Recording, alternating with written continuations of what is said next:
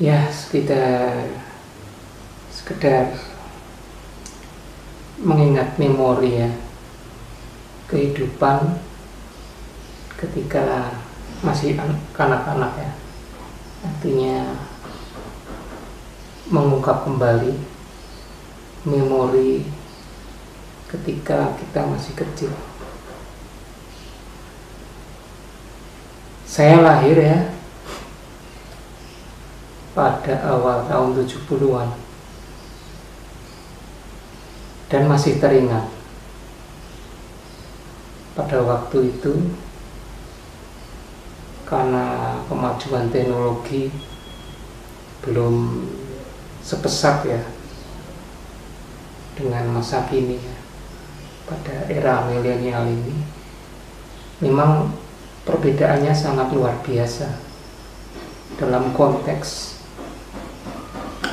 pengetahuan ya, atau ilmu yang mungkin perbedaannya sangat jauh. Bahwa ketika saya masih kecil, teknologi pada waktu itu memang sangat terbatas. Kemesatan perkembangan ilmu pengetahuan juga masih belum sepesat yang ada dalam kehidupan saat ini ya. Kita lihat juga kehidupannya juga sangat berbeda. Artinya hubungan antar manusianya, hubungan kekerabatan, hubungan antar tetangga, hubungan antar manusia juga memang sangat berbeda sekali kehidupannya dengan kehidupan kalau kita konteks zaman sekarang ya, zaman milenial, zaman yang serba teknologi. Dan memang masa-masa kecil saya ya, masa kecil saya ketika saya ungkapkan, memang saat-saat itu memang sangat penuh keterbatasan. Artinya dari segala segi ya, dari segala segi. Kalau kita sudut pandangnya dari sisi bagaimana hubungan manusia satu dengan manusia yang lain, di mana pada waktu itu kita lebih bersifat kekeluargaan antar tetangga, antar teman, dan hubungannya sangat akrab. Memang kehidupan pada waktu itu kalau kita lihat juga ya sangat-sangat, secara pribadi saya ingin kembali ke masa silam, dalam arti konteks bahwa kehidupan zaman sekarang memang saya akui kita serba klik ya, serba ini. Pengetahuan apapun yang perkembangannya sangat pesat saat ini memang ya, kalau kita lihat komparasinya memang tidak bisa dibedakan. Kalau kita lihat juga kehidupan pada waktu masa lampau yang saya ungkap pada sesi kali ini adalah bahwa ada satu, mungkin bagi kehidupan saya adalah suatu misteri dalam konteks mungkin bagi kerabat atau bagi teman sepermainan saya masih kecil, itu suatu kenyataan dalam konteks apa yang saya alami pada waktu saya kurang lebih lebih berumur 5 atau ya 5 atau 6. Karena memang yang saya masih ingat itu ketika saya umur sekitar 5-6 itu ya, memori kolektif saya mengatakan bahwa ketika pada waktu itu usia untuk memasuki sekolah dasar ya, sekolah dasar itu kalau mungkin zaman sekarang umur 5 tahun sudah bisa masuk ke bangku sekolah dasar atau kelas 1 ya. Namun pada waktu itu saya masih ingat sekali bahwa pada waktu itu saya belum menginjak bangku sekolah dasar atau bangku SD. Ada satu hal yang ingin mungkin bagi orang lain itu kelihatannya nyata. Bahkan sampai hari ini mungkin teman seperjuangan saya atau sepermainan saya pada waktu umur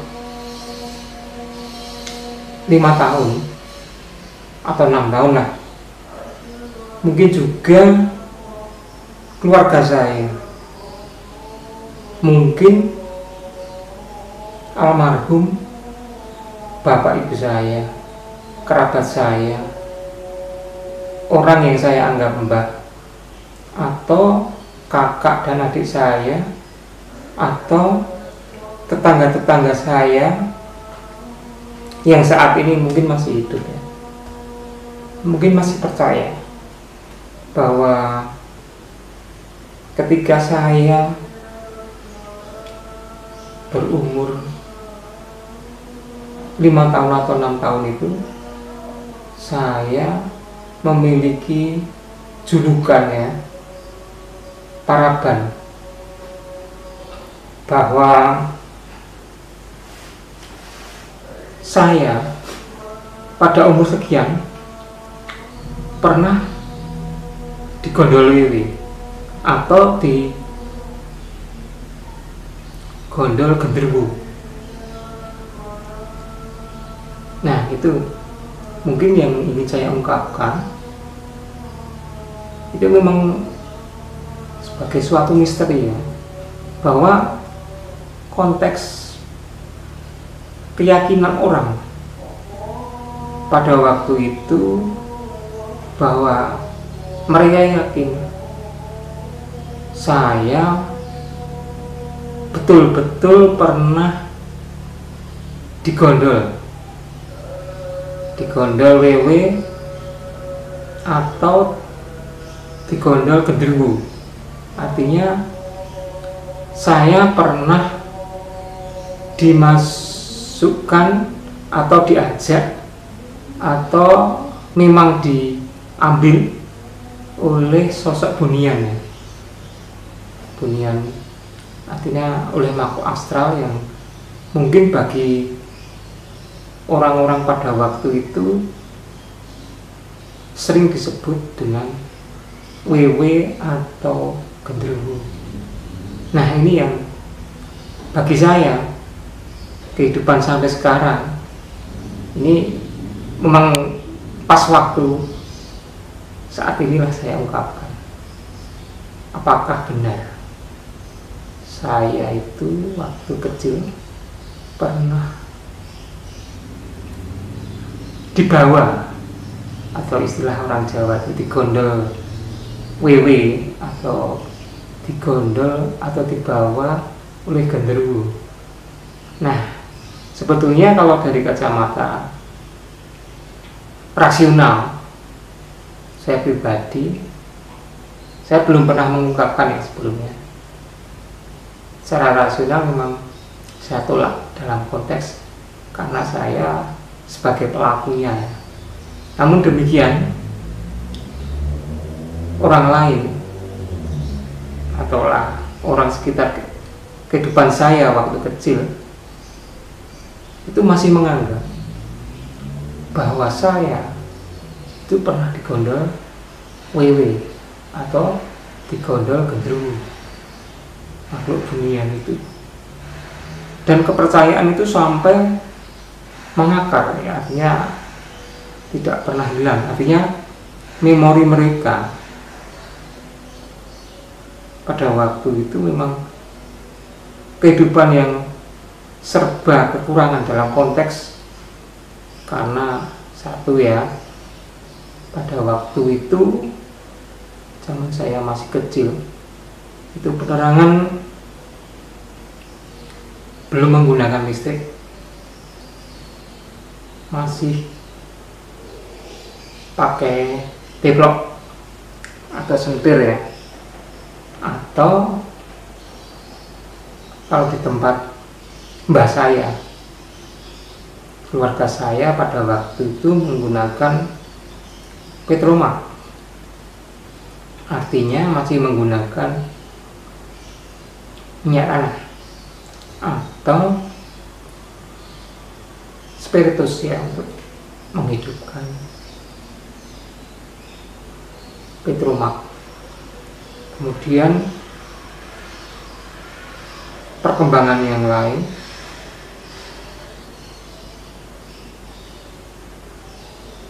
masyarakat pada waktu itu masih percaya terhadap hal-hal mistis, hal-hal yang tidak bersifat rasional. Seperti misalnya pada waktu saya masih kecil, karena interaksi antar tetangga, antar teman, antar rumah itu begitu dekatnya. Jadi ada suatu kebiasaan pada waktu itu, antar tetangga itu saling bertukar pikiran, duduk bersama di halaman rumah, di pojok-pojok rumah, sangat interaktif. Artinya kedekatan masing-masing personnya.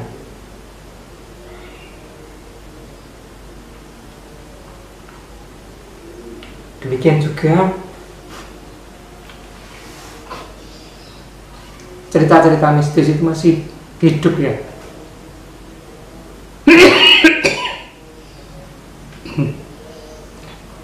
Di kalangan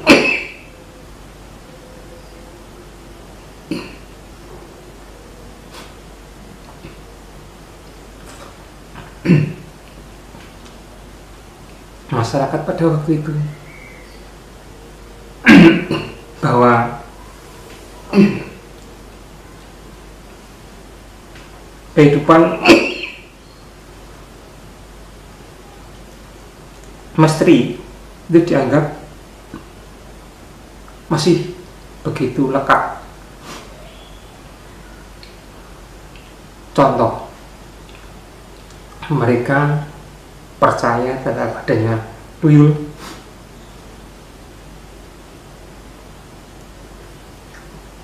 genderuwo,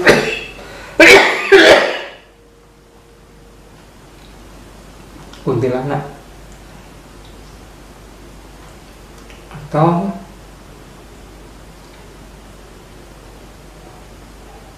alam bunian lain. Bahkan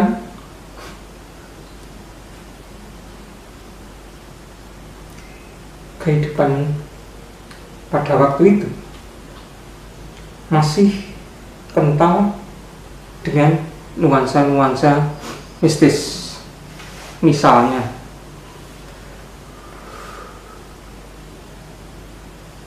ada yang memiliki hajat sukitan,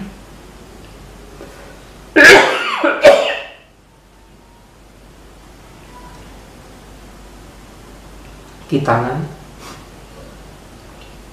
atau pernikahan,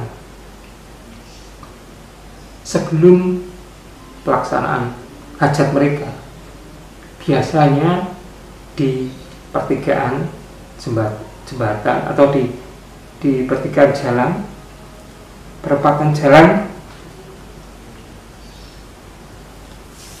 atau potong-potongan jalan, bahkan sampai ke tempat alam kubur ya, maksudnya kuburan, mereka juga akan menyampaikan caos dahar, artinya semacam sesaji. Nah ini kehidupan pada waktu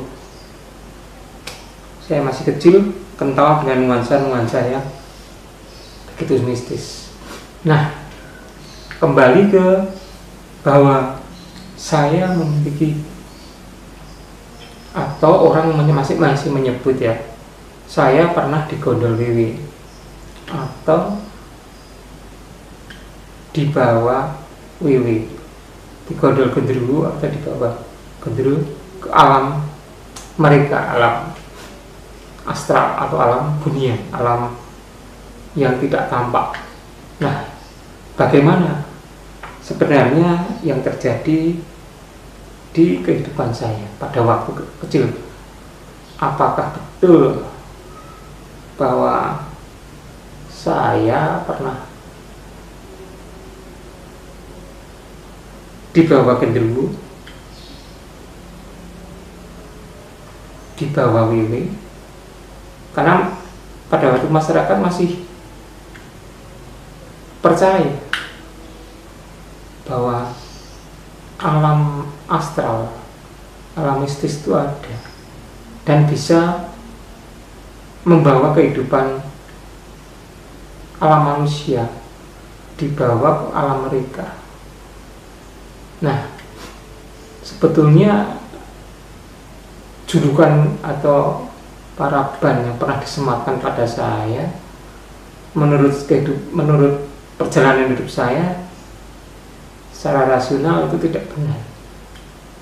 Namun demikian, pada waktu itu ya memang saya tidak memiliki suatu kekuatan untuk membantah, suatu kekuatan atau upaya-upaya dari saya untuk menangkis anggapan bahwa saya pernah dibawa oleh alam lembut, oleh penghuni alam lembut, dibawa ke alam mereka. Nah, bagaimana ceritanya? Nah, ini yang perlu kan kami sampaikan, saya sampaikan pada sesi channel saya ini, kehidupan saya pada waktu itu. Apakah benar bahwa saya pernah dibawa ke alam lain, alam lembut, alam dunia maya? Dunia maya konteksnya pada waktu itu ya dunia astral. Kalau saya jawab secara rasional, saya tidak pernah. Karena saya percaya terhadap sesuatu yang kita ukur dari sisi empirik. Empirik maksudnya apa yang saya alami. Saya memang kondisi pada waktu itu ya, kondisi pada waktu saya masih kecil, umur 5-6 itu kan ada kecenderungan untuk mencontoh orang yang sudah dewasa dengan kehidupan yang katakanlah masih belum maju seperti kehidupan sekarang. Saya pada waktu masih kecil itu kurang lebih siang ya, siang atau sore hari. Jadi karena waktu kecil dan melihat orang yang sudah dewasa ingin melakukan hal-hal yang sama, artinya mencontoh orang yang sudah dewasa. Nah, ketika siang atau sore tersebut, kan suasana pada waktu itu ya, kehidupan memang beda dengan zaman sekarang ya. Kehidupannya pada waktu itu tidak terbiasa dengan hal-hal yang berisik, artinya karena memang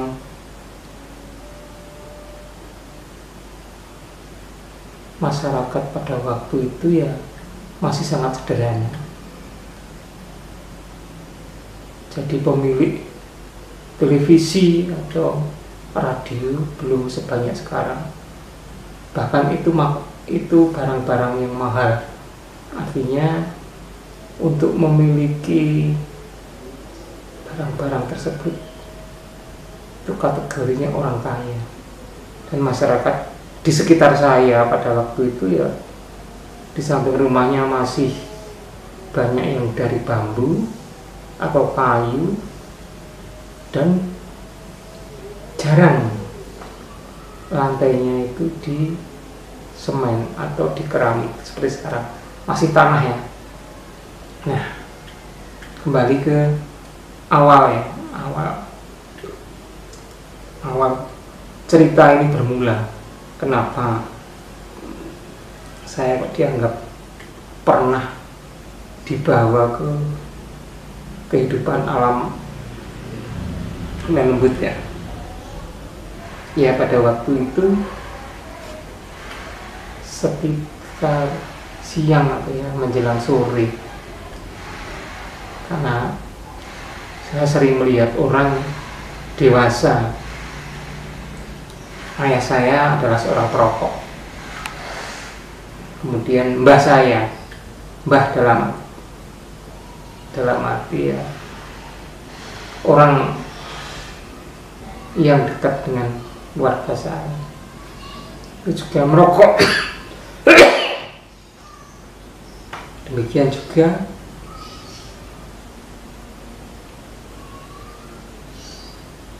beberapa tetangga saya, mereka juga merokok. Kemudian timbul keinginan dari saya yang masih kecil pada waktu juga ingin merasakan bagaimana penikmatnya rokok itu. Nah, siang hari itu saya masih ingat dalam memori saya, biasanya orang merokok itu tidak dihabiskan, tidak dihabiskan keseluruhannya, ada sisanya. Ya, kalau orang Jawa menyebutnya dicecek atau disisakan. Nah, disisakan dalam asbak.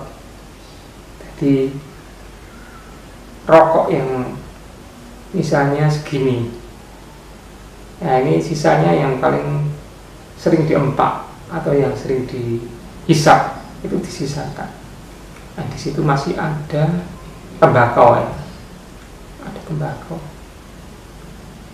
Pada waktu itu saya masih ingat di asbaknya simbah saya yang pada waktu itu berprofesi sebagai seorang penjahit, ya, seorang penjahit, jahit sambil merokok. Nah, kemudian sisanya ini, cecekannya, sisa puntung rokok itu dimasukkan ke asbak.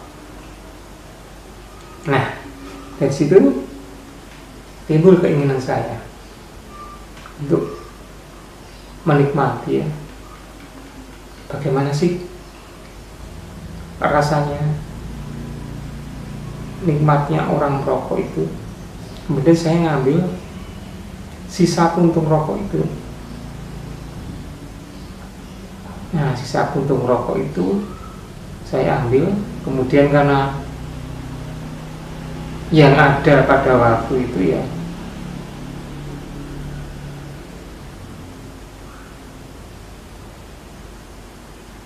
apa adanya, jadi yang ada kertas saja pada waktu itu sulit ya.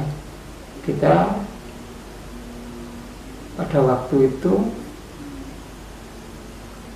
untuk memiliki sebuah buku tulis saja sulit. Nah, kemudian saya melihat ada jajaran kertas koran atau ya koran ya. Nah,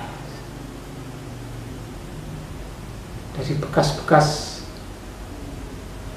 cecekan itu kemudian saya masukkan dalam bekas kertas koran. Nah, kemudian dengan sembunyi-sembunyi saya mengambil sisa puntung rokok atau cecekan dari mbah saya itu, kemudian saya bawa keluar. Kemudian saya, karena saya nemunya kertas sedikit itu aja, kemudian saya masukkan dalam kertas koran yang lipatan itu untuk saya buat sedemikian rupa untuk seakan-akan ya jadi rokok itu. Jadi rokok itu kemudian sambil keluar bawa tembakau, kemudian juga bawa korek. Kalau pada waktu itu koreknya juga dari minyak tanah. Kemudian dengan sembunyi-sembunyi saya masuk ke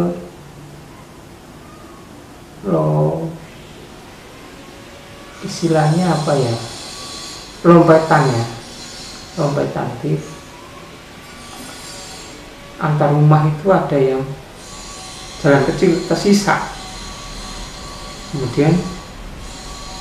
Kemudian dari tembakau cecekan itu saya linting pakai kertas koran itu, saya buat sedemikian rupa ya, jadi seakan-akan ya saya menganggap pada waktu itu ya itulah rokoknya orang dewasa. Dan saya mencoba untuk coba rokok ini saya hisap, kemudian saya hidupkan dengan menggunakan korek, dan ketika itu saya hisap. Nah, karena asik menghisap rokok itu tanpa sepengetahuan saya, ternyata ya ada tetangga yang melihat karena melihat saya yang asik merokok. Kemudian saya dimarahi, diancam, bahkan dibeden-bedeni ya, dalam arti ditakut-takuti oleh tetangga saya itu. Pada waktu itu saya masih ingat, tetangga perempuan.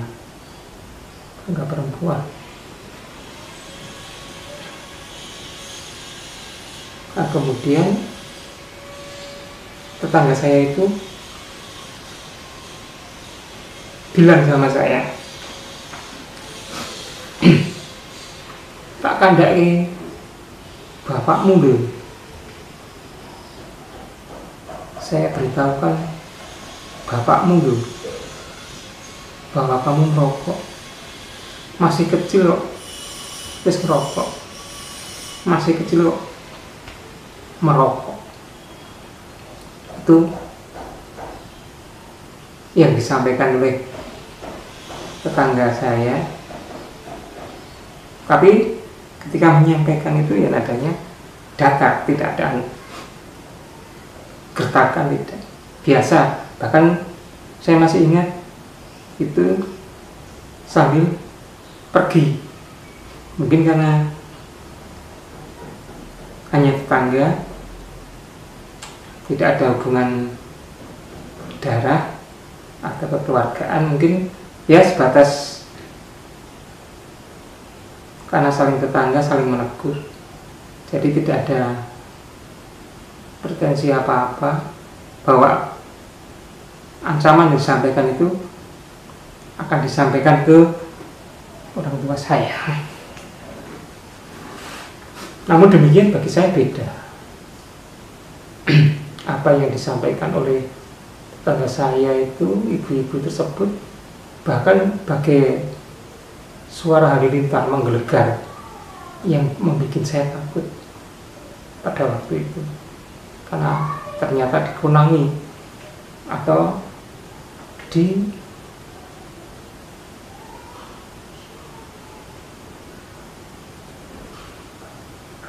kalau orang Jawa itu dikunangi ya, artinya ada orang yang melihat pas saya asik merokok tersebut, dan saya takut terhadap apa yang disampaikan bahwa nantinya tetangga itu benar-benar akan menyampaikan kepada orang tua saya. Saya pada waktu itu benar-benar takut dimarahi oleh orang tua, oleh saya, terutama oleh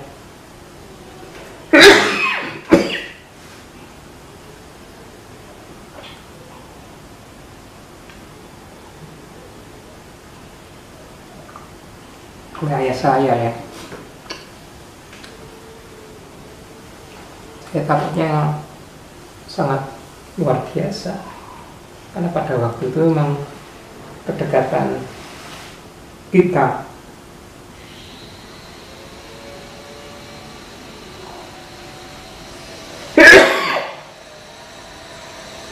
dengan orang tua itu sangat dekat. Nah itu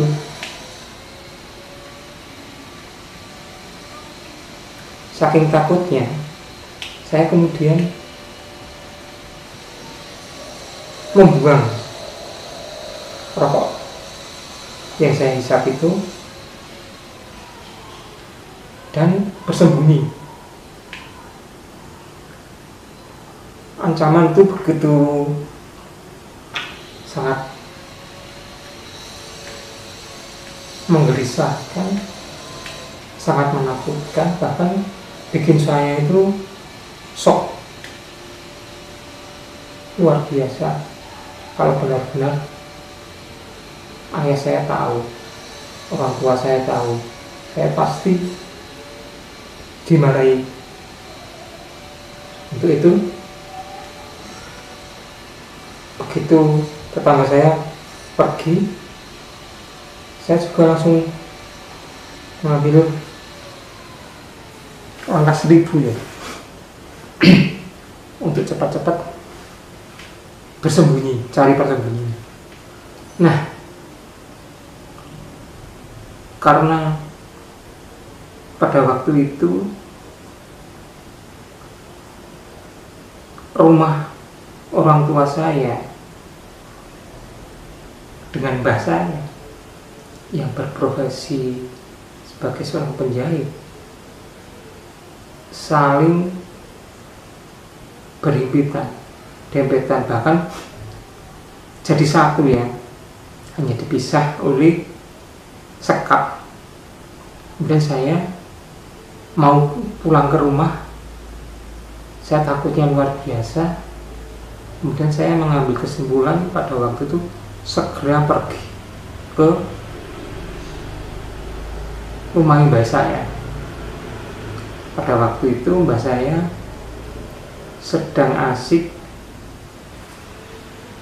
mengukur baju ya, karena profesinya sebagai seorang penjahit. Kemudian saya mengambil inisiatif genre ketemu biar tidak ditemukan oleh bapak saya makanya mengambil langkah untuk bersembunyi di kamar mbah saya.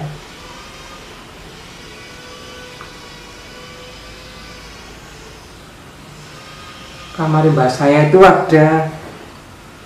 hanya ada 2 barang ya. Satu tempat tidur, kemudian satunya meja. Nah, meja ini kan biasa dipakai oleh mbah saya karena pada waktu itu ya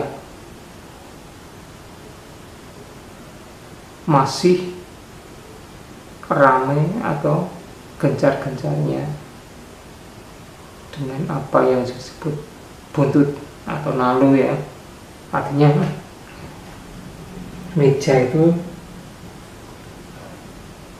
dipakai oleh mbah saya untuk merumus buntut atau nomor atau perjudian, angka judi. Nah, saya kemudian lari di bawah meja itu, di bawah meja dalam kamar mbah saya, Mbah Hadi ya namanya, kamarnya Mbah Hadi. Nah, kemudian saya pada waktu itu masih ingat, sudah sore menjelang maghrib. Kemudian saya bersembunyi di bawah persis meja. Jadi saya bisa memantau aktivitas mbah saya ketika masuk kamar, keluar kamar, saya langsung bisa memantau. Di mobilitas keluar masuknya saya bisa melihat Mbah Kakung, Mbah Hadi Kakung, Mbah Hadi yang laki-laki maupun Mbah Hadi yang putri, Mbah Putri, Mbah yang perempuan. Kemudian ketika menjelang maghrib itulah orang tua saya mencari saya keberadaannya, karena dari siang sampai sore dan maghrib kok tidak kelihatan dan belum makan. Jadi kondisi pada waktu itu ya, saya sebetulnya lapar atau ngalih bahasa Jawa, tapi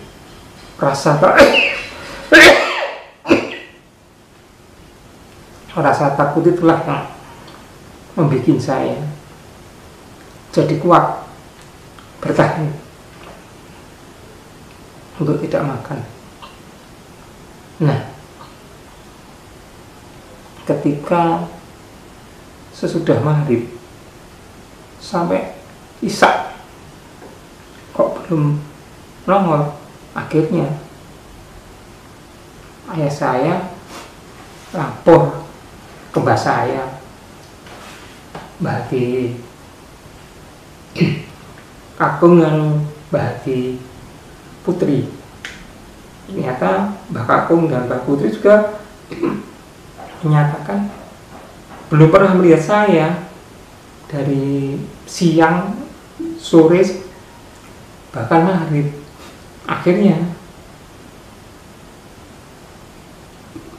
bapak saya dan mak saya mencari ke tetangga sampai isya, tapi tidak pernah ditemukan.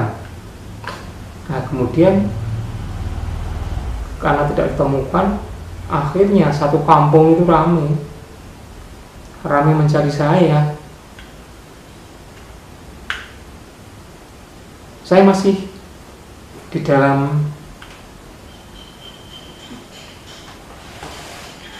kamar itu, di bawah meja, saya masih betul-betul bisa melihat aktivitas. Karena suaranya masih terdengar di seputar rumah mbah saya.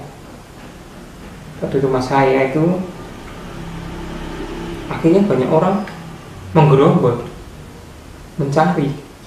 Nah, keberadaan saya bahkan sampai ke kampung-kampung tetangga.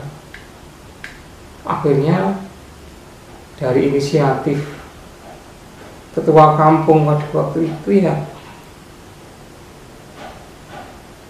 larinya itu ke alam dunia, alam astral, alam lembut. Karena sampai hampir jam 8 atau 9 kok belum ditemukan. Sudah mencari ke mana-mana, seluruh kampung diubek-ubek, seluruh kampung dicari. Semua teman sepermainan saya pada waktu kecil sudah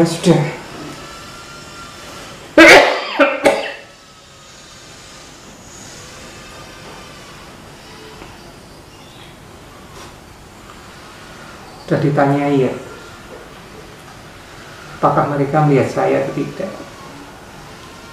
Demikian juga sampai ke kampung-kampung tetangga. Nah, karena tidak ketemu, maka ketua kampung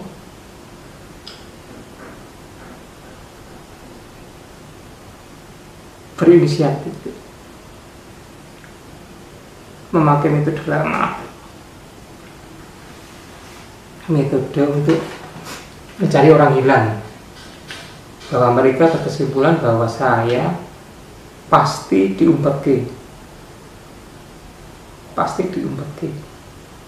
WW atau genderuwo. Ketua kampung pada waktu itu menyimpulkan bahwa saya disembunyikan oleh makhluk lembut yang mereka kenal sebagai WW atau genderuwo. Nah, saya padahal di dalam kamar, bawah meja itu ya mendengar semua apa yang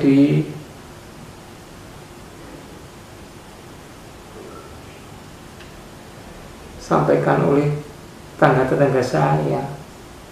Saya masih bisa mengingat memorinya. Mereka saling melaporkan pencarian mereka ke teman saya, teman sepermainan, tetangga atau kampung itu dilaporkan oleh yang mencari, dan bahwa mereka tidak menemukan. Itu saya di dalam kamar mbah saya, di bawah meja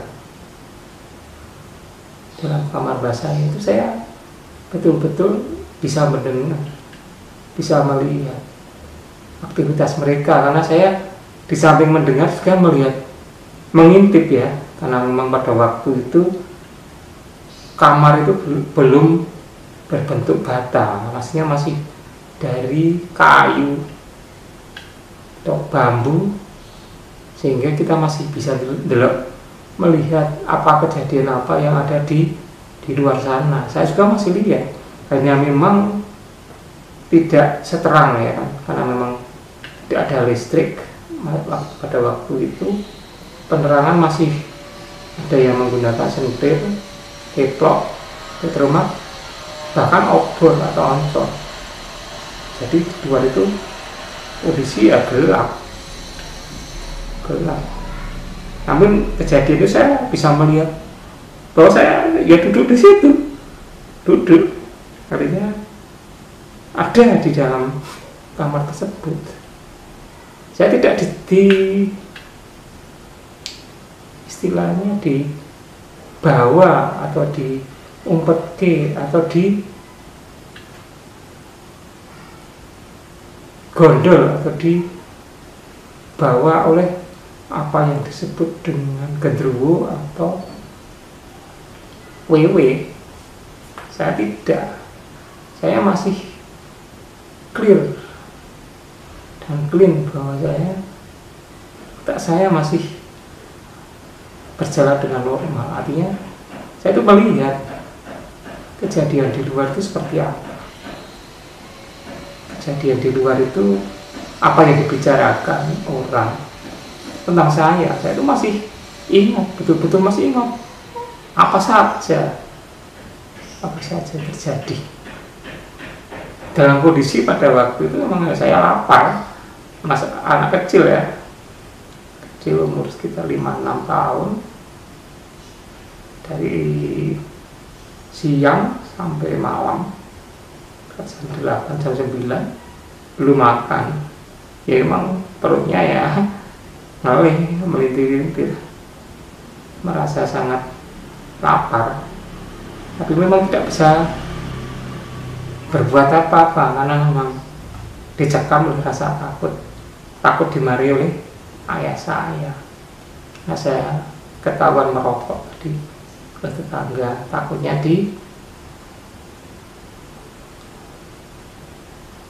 disampaikan oleh tetangga saya kepada ayah saya, sehingga saya takut kalau betul-betul nanti saya dimarahi oleh orang tua saya, bapak saya.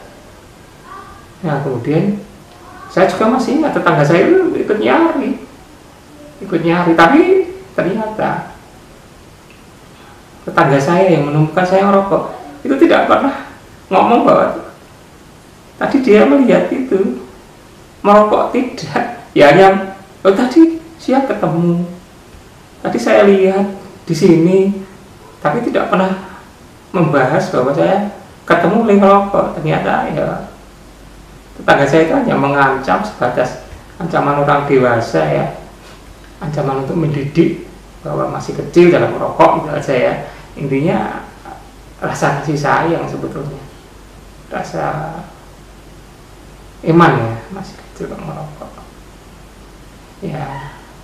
Itu sebetulnya tetangga ibu itu tadi yang melihat saya merokok tadi tidak pernah menyampaikan masyarakat bahwa saya tadi ada di sini rokok, tidak. Ternyata saya ketika masih dewasa saat ini atau setelah bertahun-tahun waktu itu hanya sebuah rasa kasih sayang ya, seorang tetangga melihat kita kok merokok. Ketika bahasanya juga ingin mendidik kita. Nah, akhirnya karena tidak ditemukan, ya tidak ditemukan dong, saya hanya di dalam kamar rumah mbak saya, kemudian di bawah meja, bahkan mereka tidak pernah masuk melihat itu. Mbak saya juga tidak punya ide, coba tak melihat kamar, tak melihat longgangan atau di bawah kasur atau di bawah dipan, apakah dia tidak. Itu juga mbak saya, bapak saya juga tidak pernah terlintas. Dan saya yakin kalau mbak saya, bapak saya, orang tua saya masuk kamar dan melihat di bawah dipan atau tempat tidur, pasti melihat saya, karena Saya ada di meja, betul-betul di pojokan itu. Hanya memang yang sangat membantu ya, karena pada waktu itu belum ada listrik, masih penerangannya sangat sederhana, keplok, termak, oncor, obor. Nah itu tidak membantu. Nah, tidak, di dalam kamar itu juga tidak ada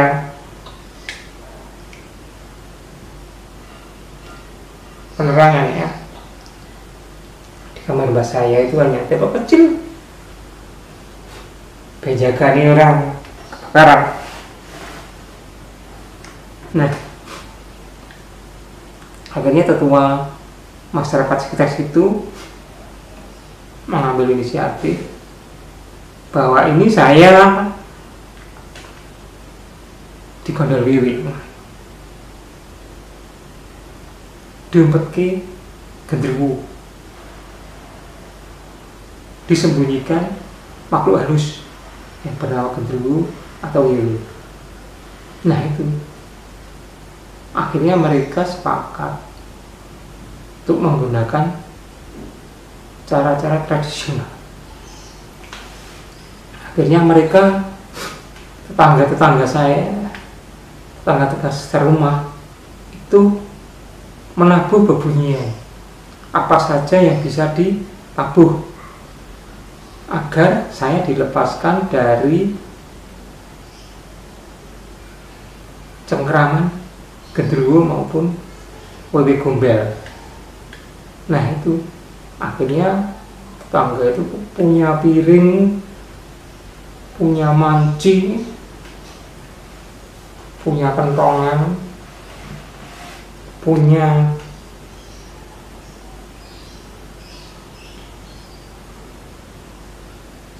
lesung, bunyikan semua. Jadi satu kampung itu akhirnya ya saling membunyikan. Bunyinya juga keras, tek tek tek tek tek, tang tang tang tang, tok tek tok tek tok tek, tang tang tang tang tang, tok tek tok tek tok tek, sambil bawa obor. Bahkan mereka sambil berteriak-teriak menyuruh genderuwo atau wiwi itu ya agar melepaskan saya dari cengkeramannya, dari makhluk dunia. Saya akan dilepas. Bahkan tindakan dari tetangga-tetangga saya itu ya banyak yang mencari saya di pohon-pohon tinggi.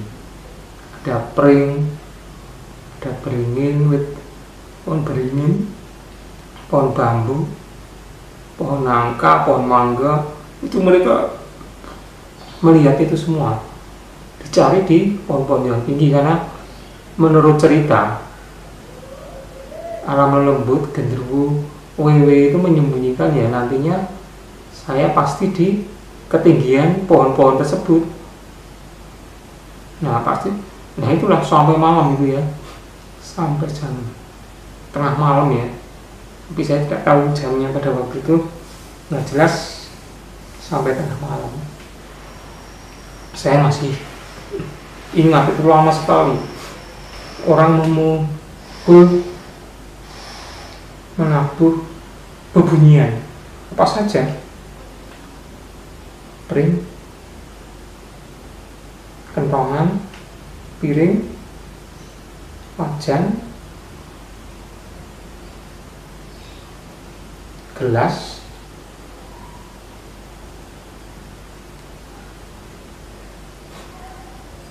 lumbung, apa saja, bahkan yang bisa dibunyikan sambil teriak-teriak itu. Akhirnya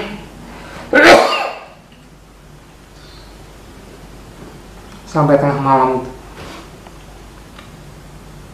Saya masih ingat sampai tengah malam itu karena saya tidak kelihatan mereka menghentikan aktivitasnya, tapi masih mencari. Nah, disitulah lama-kelamaan saya juga bersembunyi karena belum makan minum. Akhirnya ya anak kecil ya, lapar, rasa lapar, rasa haus itu akhirnya menghinggapi saya, karena saya ya sudah tidak ada. Lama-kelamaan itu rasa takut terhadap bapak saya hilang. Tadinya begitu kuat mencekram, saya takut terhadap dimarahi oleh ayah saya. Saya akhirnya karena rasa lapar,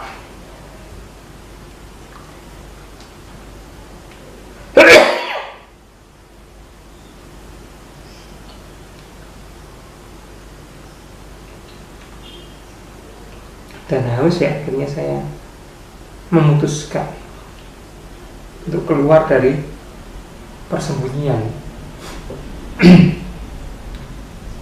Ya itu butuh keberanian sebetulnya. Saya keluar akan dimarahi oleh bapak saya, atau saya lapar karena tidak makan berjam-jam dan haus. Akhirnya panggilan alam ya, seorang anak kecil ya, lapar dan haus pasti ya tidak bisa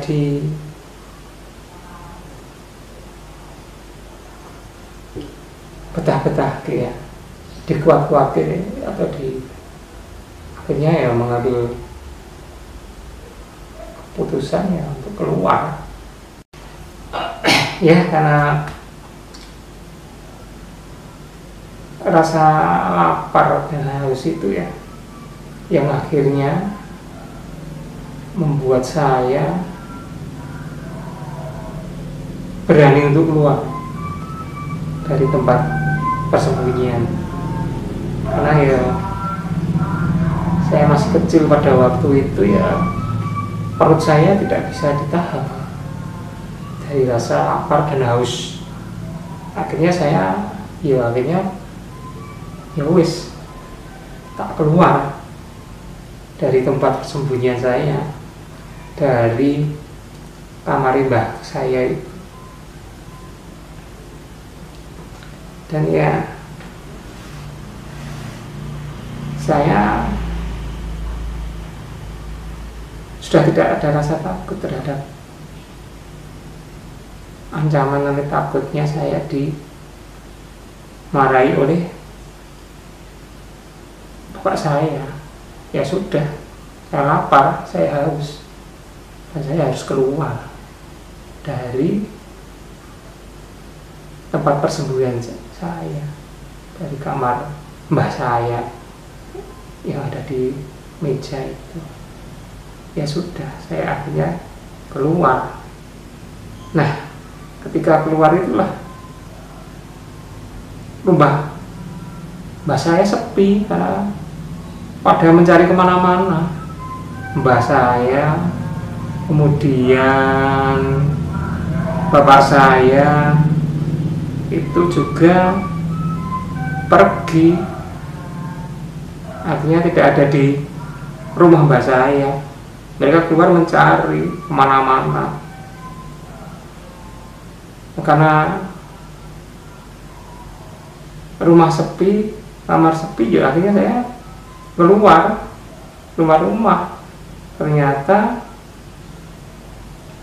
di luar itu saya masih ingat yang ada, yang masih tersisa, yang masih nunggu itu ya Mas Mo, istrinya Mbak Tina itu ya. Ternyata Mas Mo yang pada waktu itu berprofesi sebagai seorang tentara. Itu juga baru sebenarnya Mas Mo ini juga mencari kemana-mana, artinya mencari keluar kemana-mana, mencari saya. Tapi pada waktu itu Mas Mo ini kok pulang. Pas pulang, karena berhadapan-hadapan rumah dengan mbak saya, akhirnya pas saya keluar, Mas Mo ya keluar. Nah, dia kaget, loh kowe gitu, bilang gitu. Kowe digoleki lho, kamu dicari, cari mbahmu, cari bapakmu. Kowe digodhong ya, kamu disembunyikan oleh makhluk halus. Wewe arep gendruwo ya. Terus bali kowe. Nah, akhirnya Mas Mo ini juga sampai hari itu kamu yakin bahwa saya itu tetap disembunyikan oleh makhluk halus, gendruwo atau wewe. Karena yo momentumnya yo iso ngepasi gitu ya. Saya ngepasi gimana ya? Gabruk. Saya pas keluar rumah, langsung itu keluar. Jadi seakan-akan ya saya dikembalikan oleh gendruwo atau wewe itu pas sepi, tidak ada orang. Karena orangnya pada mencari ke berbagai tempat ya. Tidak ada orang yang ada di sekitar rumah itu, tidak ada. Jadi seakan-akan Mas Mo tetap dalam pikirannya itu dibalik pas sepi, tidak ada orang, dan menganggap bahwa saya itu dikembalikan ya karena ada ketabuhan. Nah itu yang ada di main setnya Mas Mo yang pertama kali ketemu sama saya, itu bahwa saya dikembalikan karena faktor ada ketabuhan itu. Tapi sebenarnya tidak. Saya keluar karena lapar, saya karena haus. Anak kecil 5 tahun 6 tahun, dan saya selama bersembunyi itu ya normal-normal saja, tidak ada orang lain selain saya, karena memang saya takut ya dimarahi oleh bapak saya. Dan saya menerima aja, sudah, memang saya masih kecil, tidak memiliki kekuatan alibi untuk menolak. Mas Mo sih bilang, wah sudah, karena sudah dipulangkan ya wes. Akhirnya Mas Mo itu berlari ke sana kemari memberitahu bahwa saya sudah dikembalikan oleh gendruwo atau wewe ke rumah mbah saya. Nah itu ceritanya seperti itu. Mas Mo aja yang ketemu sama saya ya, gabruk gitu, masih menganggap tadi kembalikan oleh makhluk halus, wewe atau gendruwo. Dia tidak berpikir secara logik atau rasional, tidak menanyai kowe nang ndi wae, kamu kemana saja, kamu sama siapa, tidak. Dia berpikir ya sudah dikembalikan, sudah bersyukur. Akhirnya saya jadi ambilkan minum ya Mas Mo, kon ngombe, padahal saya haus, lapar. Ya akhirnya karena Mas Mo percaya sudah dikembalikan, akhirnya ya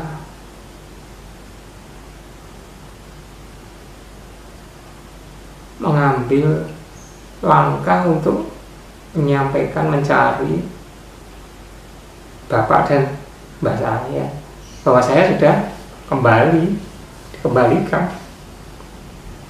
menurut mereka ke alam dunia dari alam lembut.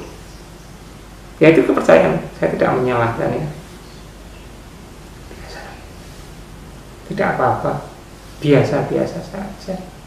karena itu ya sudah kepercayaan masyarakat pada waktu itu. Nah, ketika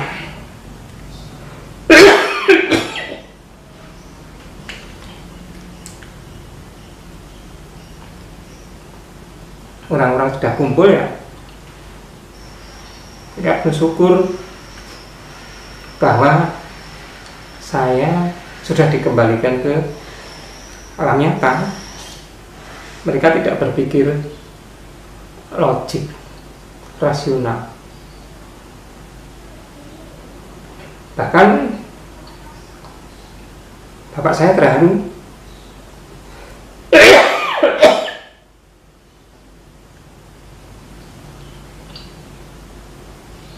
Mak saya juga terharu ya. Mbah saya juga. Saya kembali dengan selamat.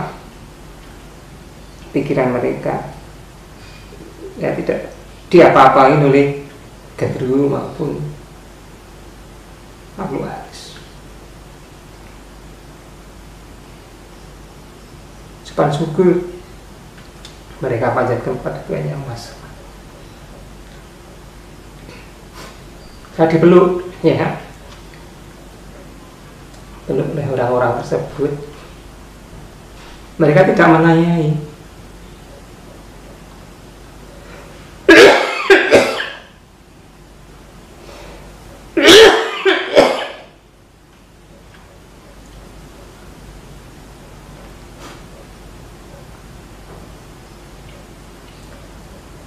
Mereka tidak menanyai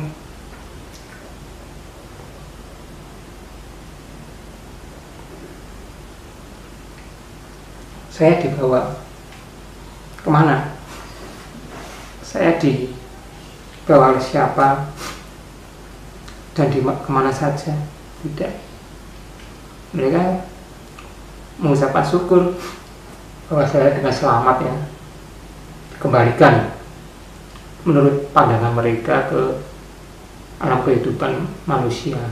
Mereka bersyukur sudah, mereka tidak menanyai macam-macam. Bahkan mbah saya yakin, seyakin-yakinnya bahwa saya betul-betul dibawa ke alam lembut. Tidak apa-apa. Nah ya, kepercayaan mereka seperti itu, dan saya juga tidak menyalahkan kepercayaan tersebut. Saya terima, namun demikian saya juga mengucapkan syukur. Ternyata ya saya tidak dimarahi oleh orang tua saya pada waktu itu ya. Ya saya bersyukur pada waktu itu.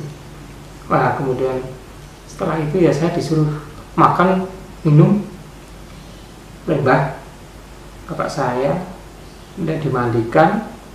Setelah itu suruh tidur. Tapi saya bersyukur ya sudah tidak lapar lagi, tidak haus lagi, sudah mandi, tidur. Namun saya masih bisa mendengarkan ya pembicaraan mereka, tetangga, mbah, bapak saya. Mereka masih percaya bahwa saya dibawa ke alam lembut. Tidak apa-apa. Bahkan hingga hari ini, ketika saya melakukan satu bentuk autobiografi saya di channel saya ini ya, baru saya ungkapkan ya, tidak apa-apa memori kolektif mereka terhadap dunia bunian, dunia alam astral, dunia alam antah berantah, dunia lembut, biarkan aja, gak masalah. Tidak ada, bagi saya ya, tidak ada urgensinya katakanlah kita menolak atau katakanlah memberikan satu bentuk pencerahan. Ya memang pada waktu itu memang ya kehidupannya sudah tersetting ya, karena tingkat kemajuan. Nah, kemudian ketika pagi harinya, belum sampai pagi hari, bahkan pada hari itu juga keluarga saya, mbah maupun bapak saya, membuatkan semacam bubur abang putih.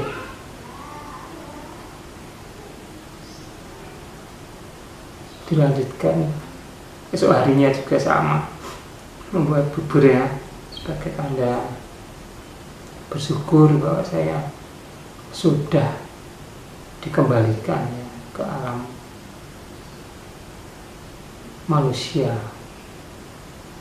Nah, kemudian keesok harinya, wah, saya ditanyai macam-macam, beragam, atau seluruh tetangga itu kalau ketemu saya disuruh menceritakan bagaimana pengalaman saya di dunia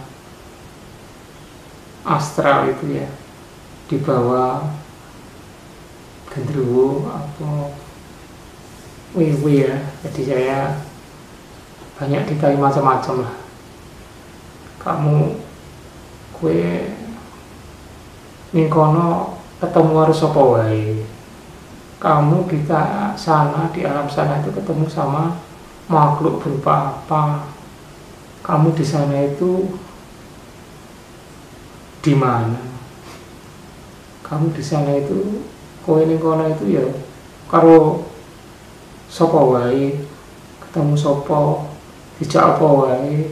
Kamu di alam sana itu dibawa kemana saja, bersama siapa, dan disuruh makan atau minum atau tidak.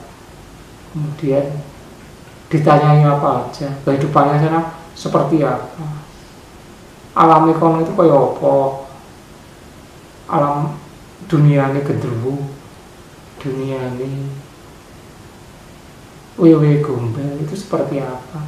Mereka juga ingin tahu keadaannya itu seperti apa, kehidupannya itu seperti apa, apakah kehidupannya itu juga sama dengan manusia atau beda, atau bahkan ada yang menanyakan saya kowe disimpen nang ndi, kamu disembunyikan di mana,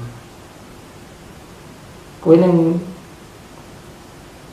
kayak dewet ngendi, kamu dibawa ke pohon yang mana itu. Nah itu pada pagi harinya pertanyaan-pertanyaan itulah yang ditanyakan kepada saya, dan saya itu pada waktu itu tidak menjawab. Saya ditanya satu persatu jawab saya diam aja, nggak tanya. Tapi tetangga-tetangga saya memaklumi bahwa saya tidak menjawab tidak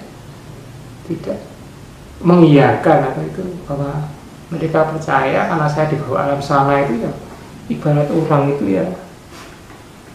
di bawah pengaruh mereka, di bawah pengaruh alam astral. Artinya kita dibawa secara tidak sadar dan kita sulit mengingat-ingat. Itu kepercayaan tetangga saya, karena saya tetap masih percaya, mereka masih percaya, saya tetap sampai hari ini. Bagi orang-orang yang menyaksikan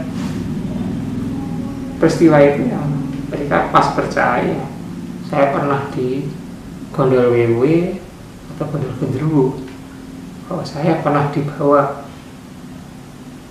oleh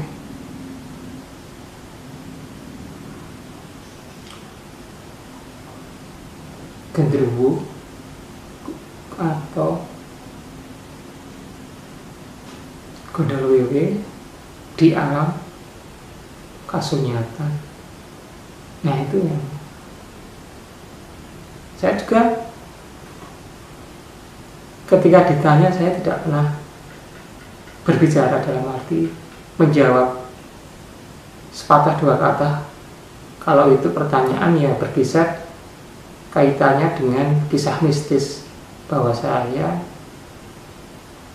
dibawa oleh makhluk astral, itu tidak pernah saya jawab.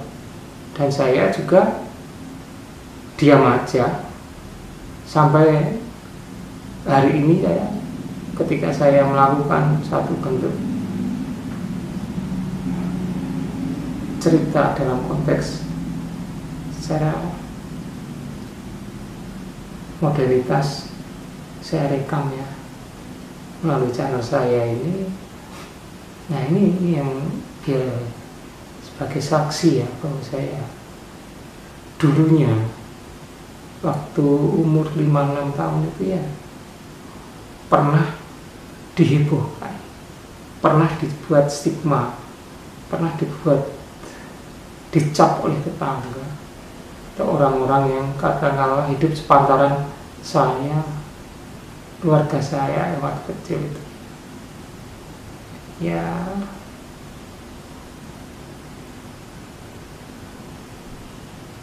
saya dianggap pernah di gondol wewe, gondol genderuwo. Padahal kalau kita lihat dari bentuk kampung saya, tempat tinggal mbah saya, bapak saya itu padat. Jadi ya di tengah perkampungan orang gitu, Magelang, tingkat kepadatannya sangat tinggi ya. Sudah tidak ada jarak antar rumah, artinya ya saling berdempetan, saling antar tetangga itu ya berhadapan-hadapan. Namun demikian ya tingkat kepercayaannya ya masih sama dengan alam pedesaan. Mereka masih percaya terhadap hal yang takhayul, irasional, tapi nggak masalah. Ya, satu hari setelah itu ya saya masih sebagai bentuk rasa syukur ya, orang tua saya di samping membuat bubur bawang putih juga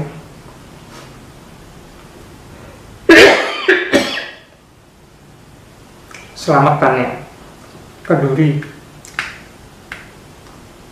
selamatkan kenduri dengan cara sederhana, membuat bacaan itu sebagai tanda rasa syukur pada Tuhan Yang Maha Esa, Allah SWT, bahwa saya diberikan kesehatan, tidak ada kurang suatu apapun. Saya dikembalikan ke alam kehidupan nyata. Nah itu sampai bertahun-tahun ya,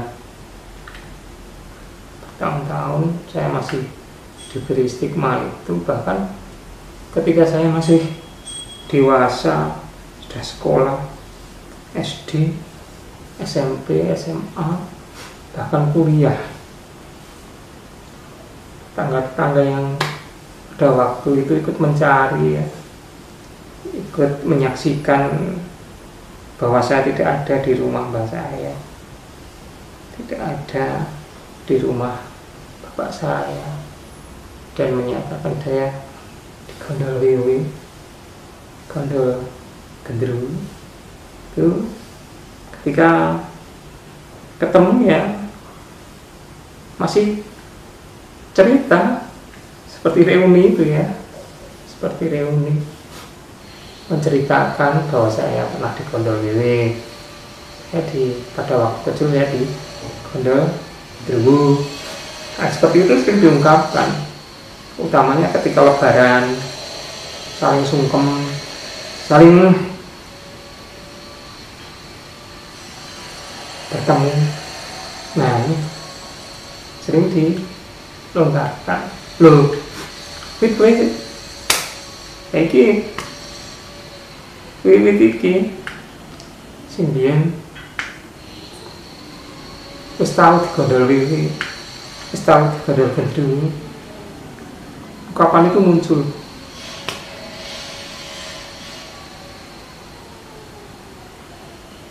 Sebagai ungkapan bahwa saya melihatnya itu tingkat keakraban kita ya, tingkat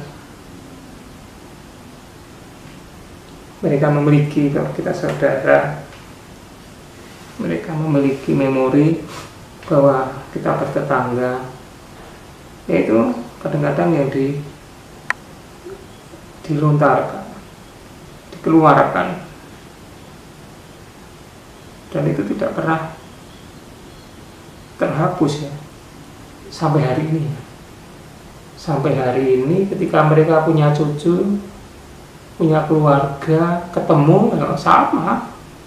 Wah, kowe iki biyen ya gondol kowe gondol genderuwo ya. Saya sampai hari ini pun saya ya tak terima. Ya memang kita dianggap saudara itu karena gondolan wewe itu ya, karena menganggap itu sebagai suatu bentuk enggak apa-apa, tidak apa-apa.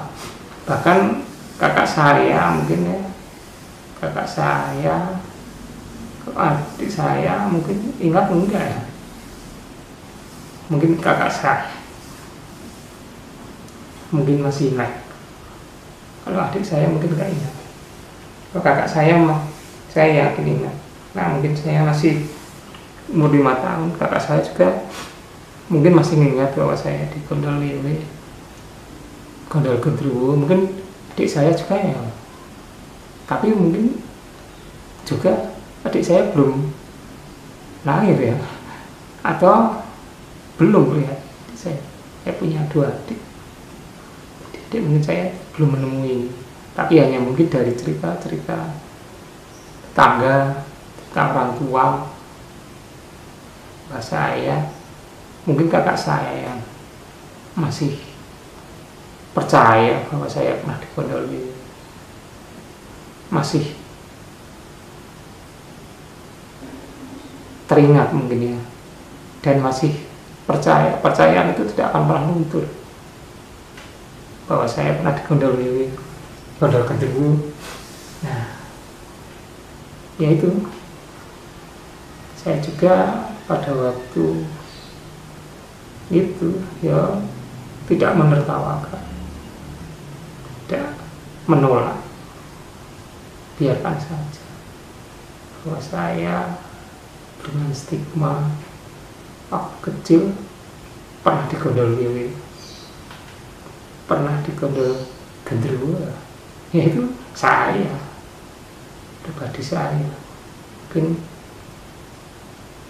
memori kolektif ya dari masyarakat yang ada di Kampung Karangkidul, Kota Magelang,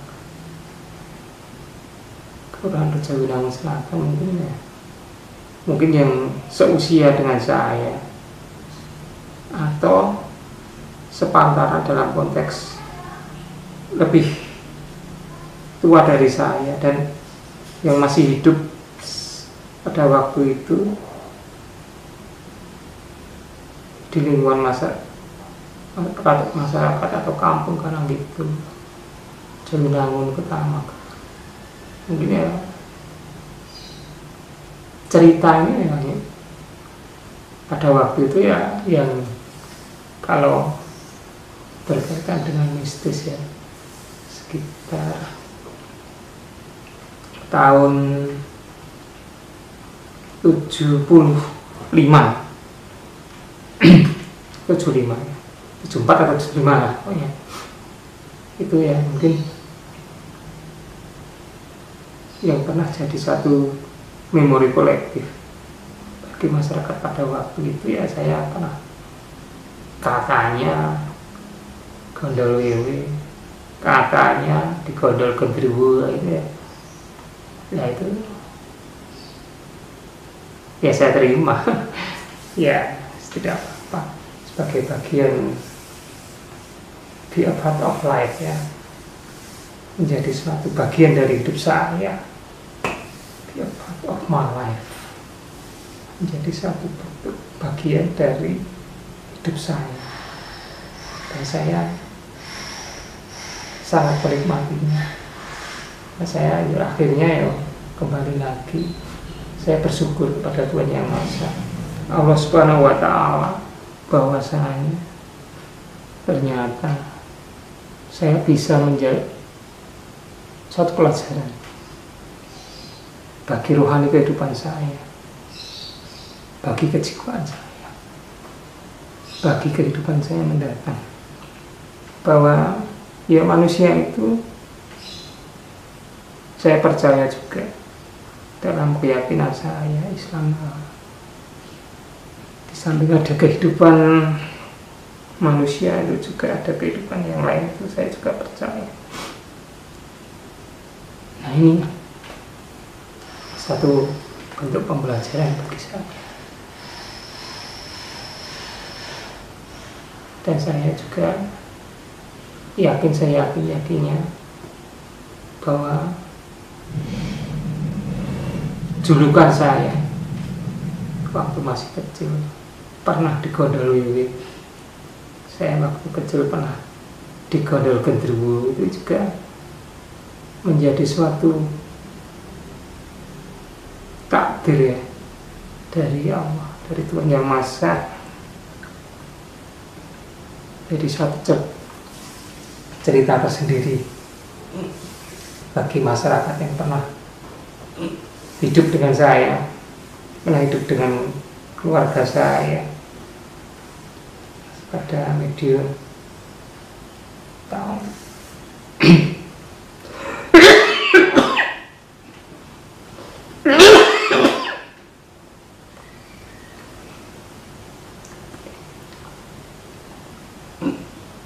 pada tahunnya 74 ya, mungkin sekarang tahun 74 ya, mungkin masyarakat yang pada waktu itu ya sekarang ini mungkin sudah sepuh-sepuh ya, sudah masak. Saya sendiri juga sudah merasa tua, dan itu saya yakin jadi kenangan indah dalam hidup saya.